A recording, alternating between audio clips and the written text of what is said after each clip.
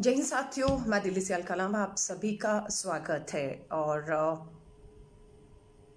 क्या कहूँ, आज लॉकडाउन 4 शुरू हो गया है। चौथा लॉकडाउन है और बोर्ड के एग्जाम्स जो होने थे वो तारीख 1 जुलाई से है। तो लगभग माना जा रहा है कि अभी जून का महीना पूरा जो है वो भी लॉकडाउन 5 और 6 में जा सकता है, इसलिए तैयार रहिएगा। क्यों? क्योंकि आंकड़े ये बताते हैं कि आप ये लॉकडाउन में छूट नहीं दे पाएंगे, क्योंकि आंकड़े जो कम होने थे वो लगातार बढ़ रहे हैं। आज मैं आपको बता रही हूँ अहमदाबाद गुजरात। मेरा फेसबुक लाइव देखिएगा जरूर, जो मैंने फेसबुक लाइव किया था 28 अप्रैल को। फेसबुक लाइव 28 का है, क्योंकि 24 को अहमदाबाद के कमिश्नर विजय नेहरा, अहमदाबाद के कमिश्नर विजय नेहरा, मैं कभी मिली नहीं उनसे, कभी नहीं मिली, लेकिन गुजरात के जो लोग हैं, खासतौर से अहमदाबाद के, उनकी खूब तारीफ करते हैं। उन्हें एक ईमानदार, मेहनती, लोगों के लिए हमेशा खड़े रहने वाला और अहमदाबाद को के विकास को आगे ले जाने में उनकी भूमिका बताते हैं। ये मैं नहीं, अहमदाबाद के लोग तारीफ कर रहे हैं, इसलिए मुझे नहीं मालूम है कितनी सच्चाई है। बट वो ये कि अहमदाबाद के विजय नेहरा कमिश्नर ने एक प्रेस कॉन्फ्रेंस की थी 24 तारीख को, 24 अप्रैल को एक प्रेस कॉन्फ्रेंस की और उन्होंने ये चेतावनी दी थी कि जिस तेजी के साथ अहमदाबाद, गुजरात के अहमदाबाद, जी हाँ, जहां पर नमस्ते ट्रंप हुआ था, उन्होंने वहां कहा कि जिस तेजी से आंकड़े बढ़ रहे हैं, हर 4 दिन में दुगने हो रहे हैं, उस रफ्तार से अगर हुए तो हम हजारों से लाखों तक पहुंच सकते हैं। और एक चेतावनी, अपनी जिम्मेदारी को समझते हुए, धोखे में ना रखते हुए अहमदाबाद के कमिश्नर ने चेतावनी दी। लेकिन असर क्या हुआ? सरकार को पसंद नहीं आया, गुजरात की सरकार को बिल्कुल पसंद नहीं आया कि ये कमिश्नर क्यों ये सब कह रहे हैं। उन्हें खामोश रहना है, आंकड़ों का खेल खेलना सीखना चाहिए उन्हें। और उसके बाद गुस्से में क्या हुआ कि उन्हें 5 मई को कहा गया कि हमें ऐसा लगता है, गुजरात की सरकार ने कमिश्नर को कहा कि हमें ऐसा लगता है कि आप कोरोना वायरस पॉजिटिव जो लोग हैं उनके संपर्क में आए होंगे, इसलिए हम चाहते हैं कि कमिश्नर साहब आप क्वारंटाइन हो जाइए, आप अपने घर पे थोड़े दिन छुट्टी लेकर रहिए। विजय नेहरा जी ने छुट्टी ले ली और अपने घर में क्वारंटाइन हो गए और उनका टेस्ट हुआ 9 तारीख को, 9 मई को, और वो कोरोना नेगेटिव पाए गए। और अब उनकी इच्छा थी कि एक समय ऐसा है आपदा का कि वो घर नहीं बैठ सकते हैं, उन्हें अपनी ड्यूटी पर आना है। उससे पहले उन्हें नोटिस थमा दिया गया, उनकी छुट्टी कर दी गई। अहमदाबाद कमिश्नर के पद से विजय नेहरा को हटा दिया गया है। अब आप समझ रहे हैं ये खेल क्या हो रहा है। अब भक्त कहेंगे कि मैं अहमदाबाद के, गुजरात के अहमदाबाद पे क्यों बोल रही हूं। जब हम अपने जम्मू कश्मीर के कश्मीर और श्रीनगर पे पहुंच देंगे तो हम अपने भारत के गुजरात राज्य के अहमदाबाद पे क्यों नहीं बोलेंगे। ये संघी और भक्तों ने क्या किया मालूम है आपको मैं बताती हूं।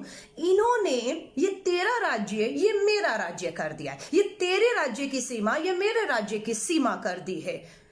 मैं आपको ये चेतावनी दे रही हूं, इनको समझा दीजिएगा।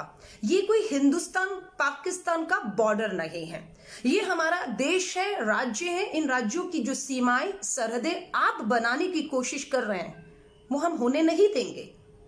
मजदूरों के साथ, माफी चाहूंगी इन शब्दों का इस्तेमाल करना पड़ रहा है, कि आज देश के गरीब मजदूर लाखों जो सड़कों पर है, भूखे और प्यासे मीलों चल रहे हैं, उनके साथ सरहदें बना दी गई हैं। गाजियाबाद यूपी का बॉर्डर, आज के हालात देखे आपने, नहीं देखे तो फेसबुक पे करिए, गाजियाबाद यूपी के बॉर्डर पे हालत क्या हो चुकी है।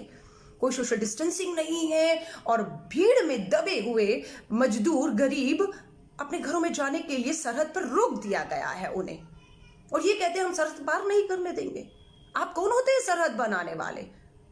ये इस तरह से व्यवहार कर रहे हैं जैसे हिंदुस्तान पाकिस्तान की सरहद पर कोई आतंकी है जिसे घुसने नहीं दिया जाएगा भारत में। इसी तरह का व्यवहार किया जा रहा है उस गरीब मजदूर से कि आप उन्हें सरहद अपने घर नहीं जाने देंगे। मैं पूरी तरह से इसका विरोध करती हूँ और आपसे समर्थन चाहूंगी कि भारत के अंदर जो सीमाएं बनाई जा रही है, जो सरहदें बनाई जा रही हैं, उन्हें रोका जा रहा है। उनका ये कहना है कि क्या गारंटी है कि ये सरहद में से, अब हमारी सरहद से, सीमा से, गाजियाबाद से, बॉर्डर से, यूपी के बॉर्डर से अंदर आएंगे तो ये कोरोना वायरस पॉजिटिव नहीं होंगे। बिल्कुल इनका टेस्ट करने की जिम्मेदारी आपकी है। अगर कोई कोरोना वायरस पॉजिटिव है भी तो उसका इलाज करने की जिम्मेदारी आपकी है। आप उसको यू कहकर आप उसे भगा कैसे सकते हैं कि आप मेरे राज्य के नहीं हैं, आप मेरे राज्य में काम नहीं कर रहे थे, आप बाहर से हैं, मैं आपको घुसने नहीं दूंगा। ये सरहदें और सीमाएं बनाई जा रही है।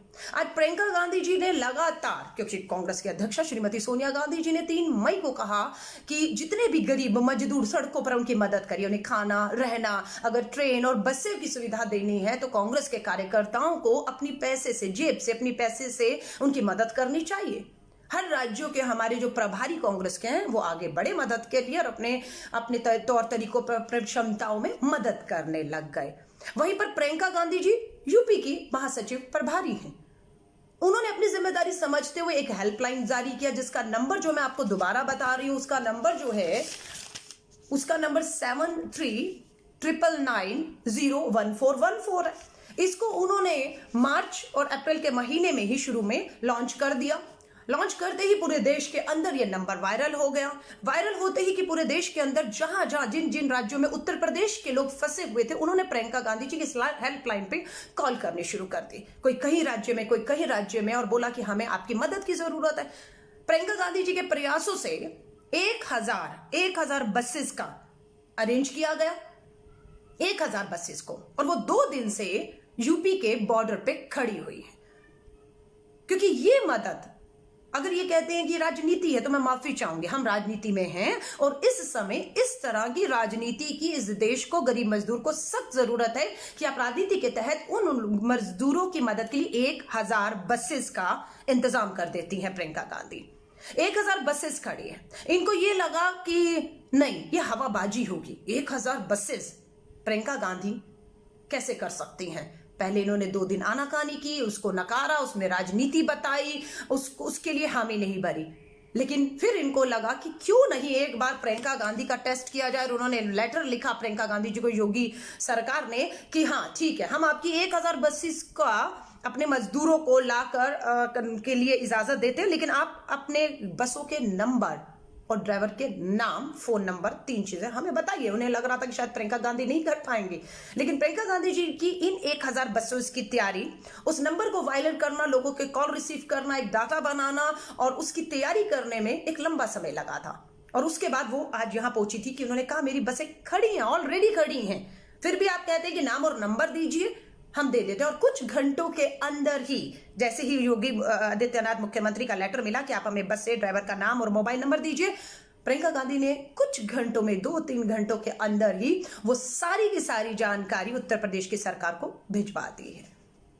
अभी मैं टीवी 9 भारत के इंटरव्यू पर थी और वहां पर जब पता लगा कि आप नहीं फंसा पाए, आपको लग रहा था कि ये झूठी जानकारी होगी, प्रियंका गांधी जो बता रही है 1000 बसेस खड़ी हैं वो तो सच खड़ी हैं, तो अब क्या कहा, अब कहा नहीं नहीं नहीं नहीं, हम इतने लोगों को अभी ले कैसे पाएंगे, उनकी तो टेस्टिंग करनी पड़ेगी, उस टेस्टिंग में समय लगेगा।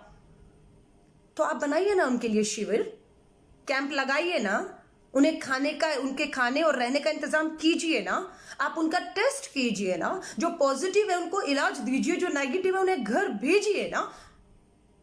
नए से नए बहाना ढूंढे चले जा रहे हैं। जैसे अहमदाबाद के कमिश्नर को बताया कि आप सही आंकड़े बता रहे हैं। गुजरात के अहमदाबाद की अभी की रिपोर्ट आई है, जैसे दिल्ली के मुख्यमंत्री केजरीवाल आंकड़ों से खेल रहे हैं, मौत के आंकड़ों को वो छुपा रहे हैं, बता नहीं रहे, क्योंकि उसमें उनकी थू-थू होती है, उनकी नाकामियां सामने आती हैं। वैसे ही गुजरात का अहमदाबाद चाइना का वुहान बन रहा है, क्योंकि जब चाइना में कोरोना वायरस हुआ तो वुहान एक सिटी है जो केंद्र बनी वो कोरोना वायरस का। इसी तरह पूरे देश के गुजरात का अहमदाबाद सेंटर बन चुका है। आज गुजरात के अंदर, आज 18 मई को 35 मौतें मात्र गुजरात में हुई और उनमें से 31 मौतें अहमदाबाद की हैं। ये राजधानी है गुजरात की, ये मॉडल है उसका। आज गुजरात के अंदर 367 अगर मामले आए हैं तो 367 मामलों में से 263 मामले मात्र अहमदाबाद के हैं। पूरे गुजरात में अगर 11,744 मामले आए हैं पूरे गुजरात में, तो मात्र अहमदाबाद में 8,686 मामले आए हैं। पूरे गुजरात में अगर अभी तक 700 मौतें हो चुकी हैं तो उसमें से 700 में से मात्र अहमदाबाद में 555 मौतें हुई हैं। आप देख रहे हैं वही गुजरात का अहमदाबाद है जहां पर समय रहते कार्रवाई न करके नमस्ते ट्रंप के नाम पर लाखों लोगों को स्टेडियम में इकट्ठा किया गया था।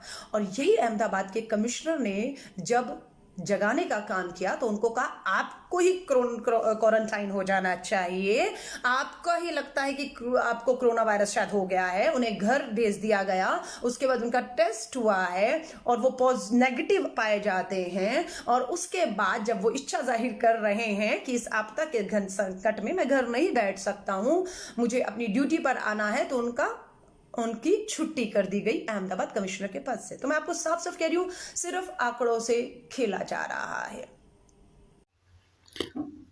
आप सभी प्रिय दर्शकों से मेरा निवेदन है कि आप बहुजन समाचार टीवी को सब्सक्राइब करें।